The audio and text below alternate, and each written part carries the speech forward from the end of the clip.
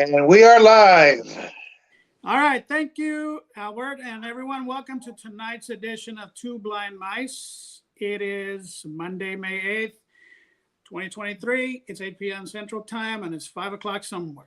So I will be flying solo over here on my end. Vanna is not going to be here on here tonight. She is going to be quite busy this week because she'll be flying home on Thursday. So she's got to take care of business over at the Crisco Rehabilitation Center. So it's just me. So she's given me total and complete permission to make fun of her. And if you believe that, I got a bridge from San Francisco to Hawaii that I want to sell you cheap. I was fixing to ask if you have that in writing and multiple copies and in Braille. Why do I want to have any evidence of that? One blind mouse. One blind mouse. Yeah, one. And it doesn't ring. It doesn't ring. So, okay, all right. We've had enough fun. Now, okay, calm down. Take a breath, a pill, whatever you want to do. All right, let me do a couple of quick announcements before we go on to the movie review. Tonight we're going to be reviewing the movie A Man Called Otto with Tom Hanks. I like the movie, aside from its political pot shots it took. But anyway, one announcement I want to make starting June 12th, for those of you who have Spanish-speaking friends, we will be starting Two Blind Mice en Español. You know how fun, you know how difficult it is for me to say that without wanting to go and say, go! I have to fight the urge. So we're going to be doing that starting on June the 12th with our other co-host, Macarena Peña. She is going to be the one basically running that one because, frankly, her Spanish is better than mine. She knows more about what I'm doing than she does or than I do. So she's going to be doing that for us starting on June the 12th. So we'll start announcing it for the next month or so. So if you know of anyone who is blind or visually impaired and wants to follow the show in Spanish, we're going to start doing that on June the 12th, which is also a Monday, and it will start at 8 p.m. Central Time. Share our page because the announcement is going to be on there. The announcement will also be on my other page, the Rio Grande Valley Coalition of the Blind. I'm going to announce that as well. We're hoping that this takes off about the same, if not better, than Two Blind Mice in English. So keep an eye out for that. Share as much as you can. I think that's all I got to say to that because, frankly, I just got tongue-tied. So on to the next topic. Those of you who this is for those of you who have iPhone and iPad devices. Apparently, there was a new software update that was just released not even a few days ago, maybe a week ago. 16.4.1. It's creating a lot of issues with those of us who use VoiceOver. I was on the phone for 2 hours today with Apple support. In the end, nothing got fixed because they haven't come up with a fix yet. On my end, what is happening on my iPhone is, if you're familiar with VoiceOver, you know how you have to swipe until you get to what you want to do. Well, you could almost be there, and the page will refresh, and you have to start all over again. One of my favorite websites is, of course, Audio Vault. And I type in a title, search it, comes out with different titles, 1 to 100. I can get up to number 90, and I have to start all over again because I couldn't do the last 10 because it refreshed the page. It's kind of hard to explain what the issue is, but it's really quite annoying. It takes a lot of time. So keep in mind that if you do have an iPhone or iPad device, I would not recommend downloading the current software update, 16.4.1. I would wait until they do the next update. I was told that they're hoping to fix the problem with that. So I would not recommend you do it on your iPhone. Now, if you do use an iPad, one of the problems that I am having is I use Microsoft 365 to do documents and such. And what happens in that particular case is when it does its refresh, it boots you out of the Microsoft 365 app, and it won't save what you've done on the document. You have to go back to the previous save. So again, I would not recommend doing that update for your iPad either. just remember 16.4.1. I'd wait until you get something better. Because it is going to be a pain in the neck. It really is going to be. Who's got some background noise? Is that you, Albert? No, it's my phone. My phone's going off. Sorry, brother. Oh, okay. I thought it was static. Usually it's Albert, but then that's I Albert. don't speak Spanish. I don't speak spinach either. Yeah. So anyway, I want to let you all know that just so you can be aware. Don't download that software update. I won't recommend it. I hope I didn't get too late to every one of you. Fortunately, it got too late to me, and I'm stuck in this until they take care of the problem. All right. So now we have a guest tonight. I won't talk about him right now because he's listening in, and I like to talk behind people's backs. So I'm going to go straight to Justin, who's going to do tonight's movie review. So Justin, take it away. Don't take too long. Okay, so Okay, you're done. That's okay. I'm to Sean. So you just don't like hearing what I have to say. well, you kind of lost me at Steel Magnolias, pal. See, again, the point that you're upset about two men arguing about a chick flick is inherently a problem, brother. Like, anyways, no, the movie, I do have to agree with you. It was really good. I liked it, minus a few subtle agendas. Mm-hmm. But I have to really identify it with Tom Hanks' character. I mean, one of my very dear friends that passed away, she affectionately called me a boomer, and I'm far from being born a boomer. But I think Tom Hanks' character in this movie is something everybody, I would say everybody, but at least every man can identify with some aspects of his character, which I thought they did a really good job of. And for those who haven't seen it, Tom Hanks is up there in years. I'm assuming he's supposed to be 60s, 70s, maybe even 80s. But he's a lonely, grumpy old man. And the opening scene, it's beautiful because it's pointing to a flaw in our system. I've had the same thing happen before. He's essentially upset because they're charging him for 6 feet of rope and he's bought 5. And it's basically, it's just in the computer, which is kind of a nod to just how disassociated and lack of dependency that we have as a society as a whole. So I think the movie did a really good job of capturing some of the issues, and I really don't think it even matters where you align politically. Those aspects of the movie, I think, did a brilliant job of capturing just how selfish American citizens are. But throughout the course of the movie, Tom Hanks' character evolves in a way to help us see that a lot of our own perceived selfishness of others can sometimes start with ourselves. And when we start changing a little bit of our attitude, we will notice the attitudes of other people changing around us. And even though this does have a little bit more of a left-leaning agenda, one thing, and I know the creators of the film probably didn't do this on purpose, but several times throughout the film, Tom Hanks tries to end his life. And he's erupted every single time. And that itself, unfortunately, I can identify with those suicidal thoughts in my younger days. I had a lot of crap going on, and there was a couple of times that I had attempted to end my life, and something always interceded. And I thank God each and every day because that was him interceding. He was using people to keep me from doing an act that can never be undone. And the movie captured that really well because, as I said, every single time that Tom Hanks attempted to end his life, something happened.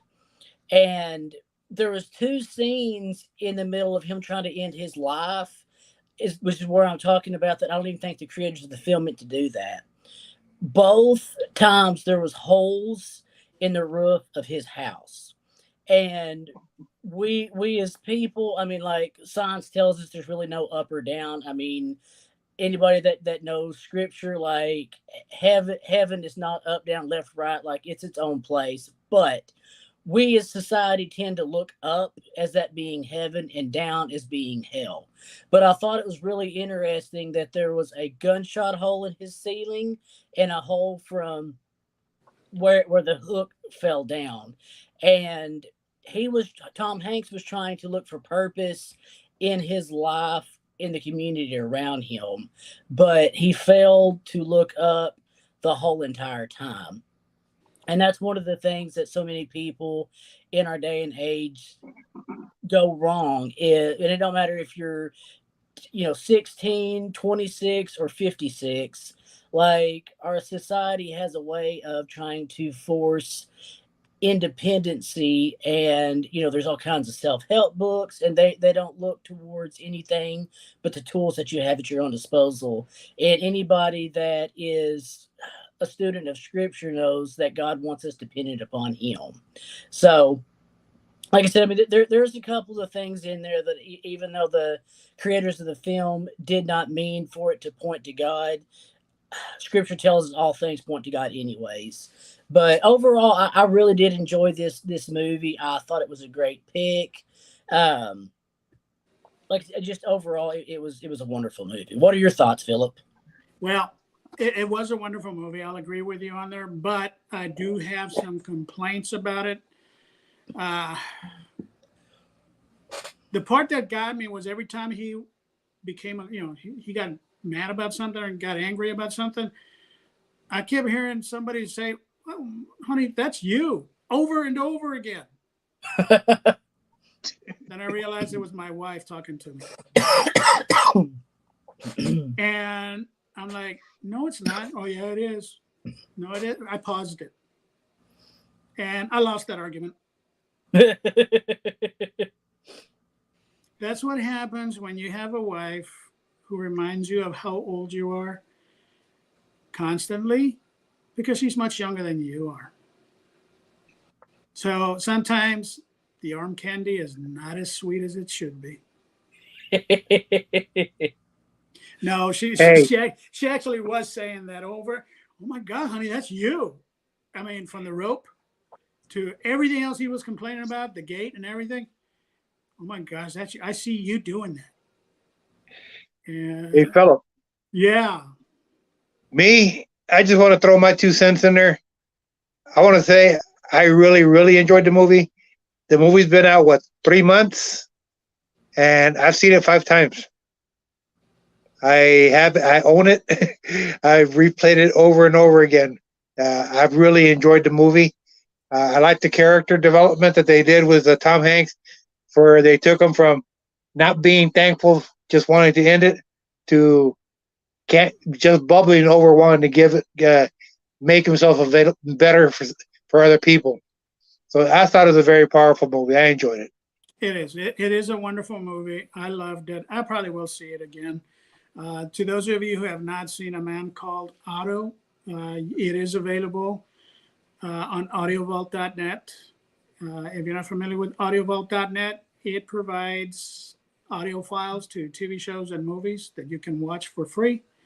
It includes classic movies and, well, first-run movies, as evidenced by A Man Called Otto. I recommend it. I love it. I've watched more movies in the last 2 months than I've ever watched in my entire life because of audio description. And I'm not a big movie buff. It's turned me into one. So I'd recommend it, guys. And it is a good movie. If you can get past the politics of it, it is a good movie. I think this is one of Tom Hanks' best roles. So yeah. Well, and there was one part that I did kind of want to highlight on. Which the movie kind of done it as an irony, but Tom Hanks, he has a genetic condition where he has an enlarged heart, and he's sitting in the hospital, and the doctor is explaining to the neighbor that's basically became part of his family that the problem is his heart's too big, and of course the neighbor. That was classic. It was. The neighbor starts laughing because, I mean, Tom Hanks is your typical grumpy old man, get off my lawn.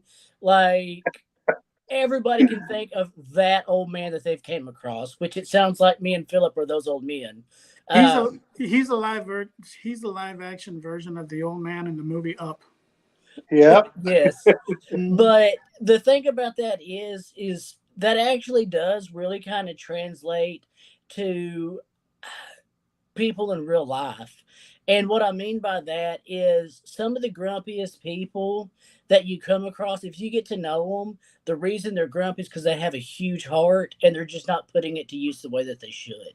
You know, that's kind of a thing that I think should make us self-reflect too. Of okay, those times that we are being those grumpy butt old men, why are we being grumpy butts? And Tom Hanks, towards the end of the show, he starts, instead of complaining about all of the trouble that he sees in his neighborhood, he starts taking these younger people under their wing and showing them. And that is a problem that I've identified not only in church and society. We have a lack of mentors in this country. It starts in the church, and it should be rippling outward. So to me, I think this is a really good self-check for, and it don't matter what age we are, to take somebody under our wing. And if we've got tools to teach them, let's teach them, because not everybody had those men or women, whatever it is, in their lives to show them those tools and those skills. Some of us had to, learn the hard way. But at the end of the day, we should be wanting to help one another, not just sitting around griping about what they're not doing. Well, that kind of like segues to what I'm about to do now, because according to my wife, I'm a grumpy old man, but I love doing what I'm doing as far as advocacy for the blind, Two Blind Mice, and everything else that I work on. And yeah, I'm a grumpy old man, but I love doing this. And with that, I'm going to segue over to Sean. And everyone, I am about to introduce you to Sean Keane of Total Tech Solutions. And we're going to talk a little bit about some technology that they have, we're working on. I'm not going to say much more because I'm going to let Sean introduce himself, tell us who you are, where you're from, what is it that you guys do. And there is one piece of technology that I am keeping a real close eye on because I like it a lot and I'm very interested in it. But we'll get to that after you're done introducing yourself and talking about what you got available to you. So Sean, the microphone is yours. Say hi to everyone. Hey guys, hopefully y'all can hear me this time. Yes, and we if can. something happens and you can't, just say something because I'll never know. My name is Sean Keane. I'm from Texas here as well. Live up in the Dallas-Fort Worth area. Live in Fort Worth. Me and my wife, Mindy, who I will mention now, who is also Latino and speaks very good Spanish. So maybe you need a co-host down the road. Let's see. I was born totally blind. I was born with glaucoma. Grew up with a little bit of vision, never good enough to read or see much more from the grass and the sidewalk. But that was useful, and it helped definitely as a teenager and growing up. I lost all my vision. I was probably about 20, and then I got prosthetic eyes when I was about 34, 35. And it's kind of funny because now I can, technically say I don't have glaucoma anymore because I don't have any eyes. But yeah, I got 2 prosthetic eyes. I got a set of 4, one set of blue and one set of green. And has to yeah, woo the so wait a minute. Is that to woo your wife? Excuse me? Is that to woo your wife? Of course. Nice play. So let me mention this because I'm sure it'll come up at some point, and I just want everybody to be aware. My day job is with Texas Workforce Commission, and I can't really talk about that here because I'm not representing them. I'm representing Total Tech Solutions, which is, like I said, me and my wife's company. We started not too long ago, and we sell products. I'll talk about that in a moment. We also provide services. There's a federal program out there called ICANN Connect, and it's for people with both vision and hearing impairments.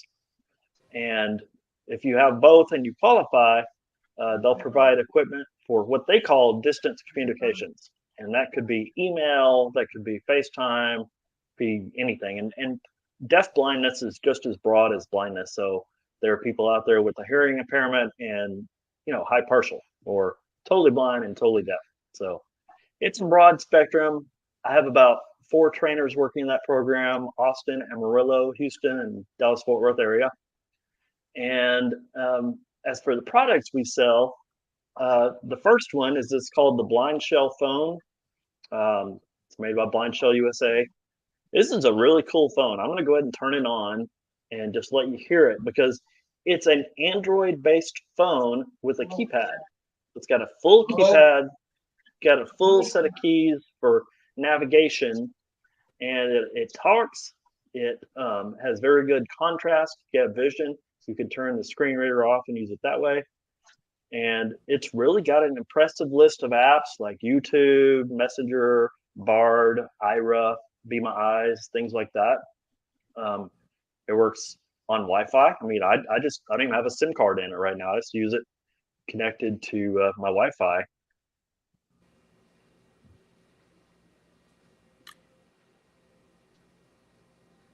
That was a startup sound.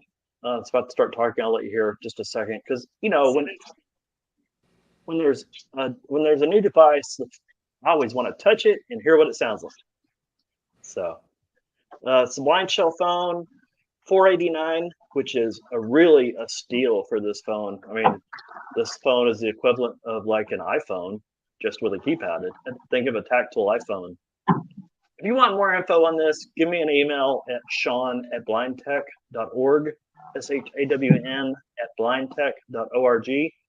I can get you some info on that and get you a demo. It might be over Zoom, but hey, it's good. The second device I want to talk about is a cane that I can definitely relate to, and hopefully everybody can see. I don't know if anybody can see this at all. This is a cane. It's made by a company out of Arizona, and it's titanium. It's all titanium. It's got an adjustment bar on it where you can adjust it from 51 inches to 61 inches. And it's kind of a combination balance mobility cane and blind cane. So I use it as a blind cane. I use it for balance. It's got a big old red ball tip on the end. I've never used to be a fan of these tips. They were just so big and heavy and everything. But about a year ago, I had a stroke. And luckily for me, it just affected mainly my balance and a little bit of my speech, but more so balance. So I like this cane. It's really solid. It's not going to bend. It's got that titanium. It's just really strong.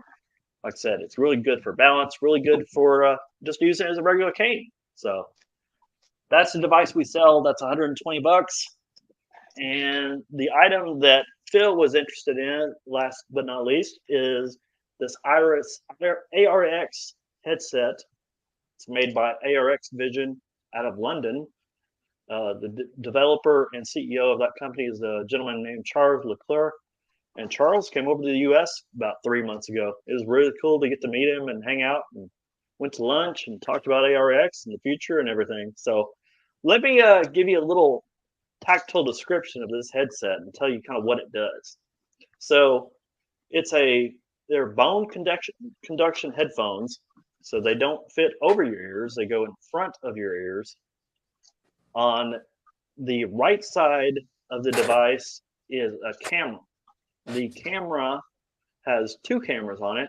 It's a little box, maybe about the size of a matchbox, and it's got a couple of buttons on it. So it's got a triangle, circle, and square. The triangle goes forward like your next button. The circle is for voice commands, and the square is for help. They're very tactily defined. You can really feel them really well. There's, as I mentioned earlier, 2 cameras on this device. And really think of it, it's like a Seeing AI on steroids. If you're familiar with the Seeing AI app on the iPhone, this is really a hands-free option like that. So I'll tell you that this headset works really well with the Blind Shell phone. And right now, it works also on Android phones. It's supposed to come to iOS this fall. And part of the reason for that is the connection on this headset. It's wired, and it goes down to a USB-C type connector. And of course, as we know, the iPhones have been Lightning connectors thus far. But in this fall, we're hearing that all the new iPhones coming out will be USB-C chargers. So that will allow this headset to work on iOS and Android. And as I mentioned, it works really well on the Blind Shell phone, even if you don't have it activated as a phone. You can connect it to this Blind Shell phone and use it on your Wi-Fi just as well. So that's a little bit about me. My name's Sean Keene. I'm with Total Tech Solutions. Our website is www.blindtech.org, or you can email us, info@blindtech.org. That's a little bit easier because you don't have to worry about getting my name right, which most people don't. So thanks, Phil, for letting me introduce myself, and on to your questions. All right, let me go back before I go to the ARX. Let me go back to the cane. I'm trying to get a better description of it. You said it can be used to give you balance and navigation. Yes, sir. How did you manage to do that? As in, what do you mean? Well, you know, I like you, I have balance issues, but I only use my navigation cane. And Yeah. you know, walking, it really doesn't provide any mobility support. It's just telling me where not to walk to, or to, you know, where I'm walking to. But other than that, it doesn't affect or help me in regard to my balance. How does that cane help you with your balance and navigation? Well, I'll tell you. So twice a week on Tuesdays and Thursdays, I have to go from Fort Worth to Dallas because my office with Texas Workforce is in Dallas. And so I'll take the train. It's about a good hour commute, full commute from my home in Fort Worth to Dallas. And so I got this cane about 2 weeks ago, and I was really interested in it. The guy that brought it to me, it was really because I'd read about it coming out, and then once it did come out, I got a hold of this one. And like I said, the shaft is titanium. It's really strong. It's not going to bend. It's not going to break. So if I'm walking along, say on a train or getting off a train, getting out of a bus or something along those lines, I'll use it more like, you know, just straight up and down like you would for balance kind of. I've always had really good mobility, really good spatial awareness. And a lot of times, if I've been somewhere a number of times, I can more focus on my balance and stuff like that, not necessarily walking around like a blind guy. So once I get off the train and I'm on the platform and I'm going to navigate somewhere, I'll go and I'll start using it more like a blind cane. Because like I mentioned, it's got the ball tip on the end. This is one of those tips that rolls. So as you swing it left and right on the ground, instead of tapping it, you can just roll. You can just kind of like that drag technique. That answer your question, Phil? Yeah, I think it did. Yeah, that's what I was wondering. Okay. Now, the ARX, you said you described it as CNAI on steroids. CNAI is a very good app. I like it a lot. I was using it all day today with some work that I'm doing here at the house or at the studio. You didn't hear me say that.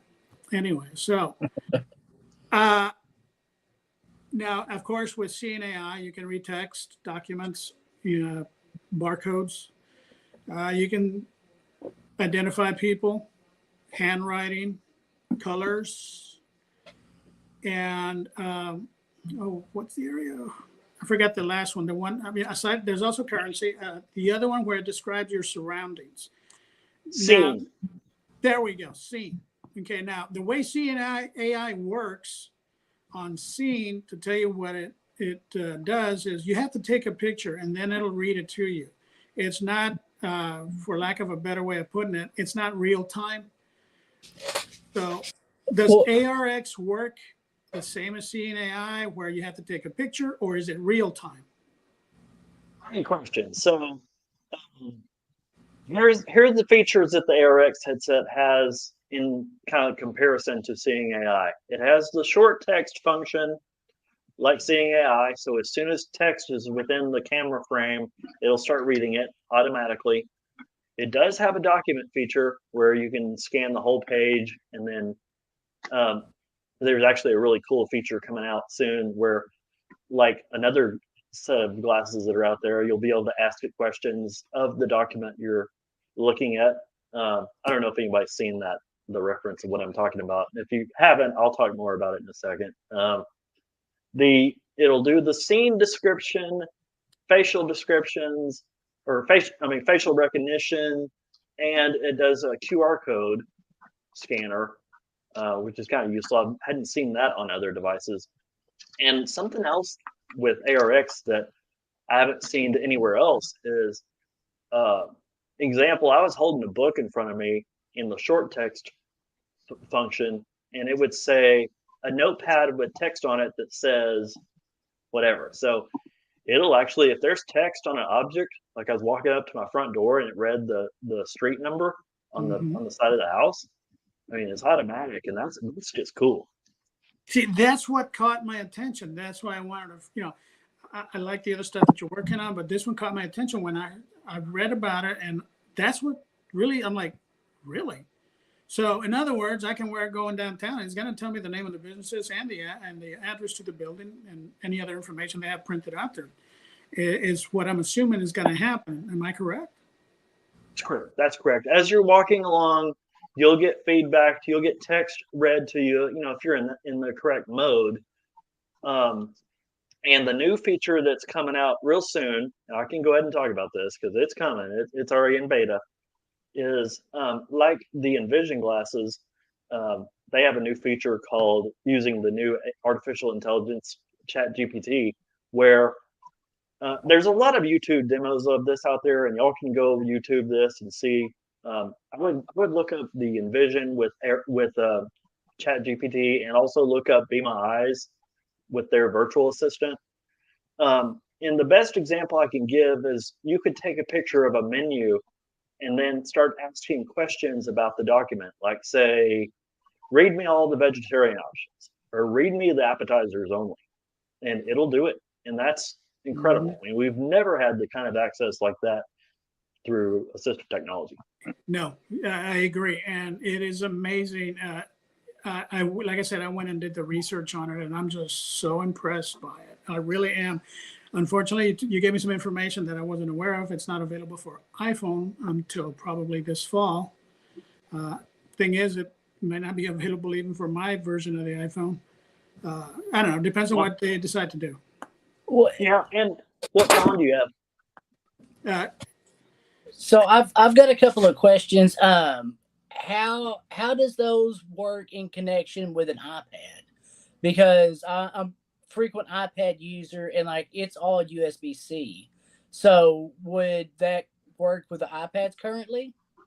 Not yet. There's no app yet, and Okay. this works in combination with an app on your phone. So the ARX app is on the Blind Shell phone, and you can put it on Android phones. So you still need the app interface to make everything. The headset is kind of a dumb headset. It's just, think of a device that you just plug, like once you plug it in, it does all these great things, but by itself, not so much. Okay, cool. I'll tell you what, I'd appreciate it if you would stay in touch with me regarding the ARX and letting me know when they do release the iOS version of it. That way we can come back on and talk about it for those iPhone users that watch the show. Sure, and what I could do, and I think this might be cool, is in the near future, I'm gonna see about creating like a Zoom demo just on ARX. And if I do that, I'll send you an email, and you can maybe promote it, and we can all hang out again. And it'll go a lot better this time than last time. We had a little bit of chaos in our event last week, but now we got a podcast. If you're into listening to podcasts, look up Total Tech Solutions. You'll find us. Give us a follow, please. Oh yeah, most definitely. And I want to talk to you about that once we get done with the show, because I might need a little bit of advice from you on something that we're working on our end.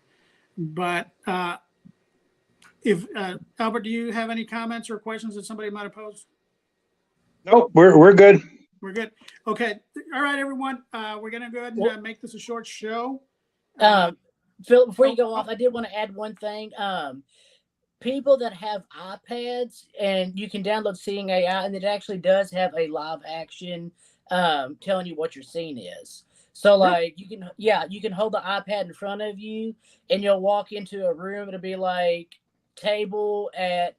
It's been a while since I used it, but basically it'll tell you like there's a table over towards your left, there's a table towards your right, there's a door frame at like 11 o'clock. And so as you're going through it, we'll give you real-time feedback.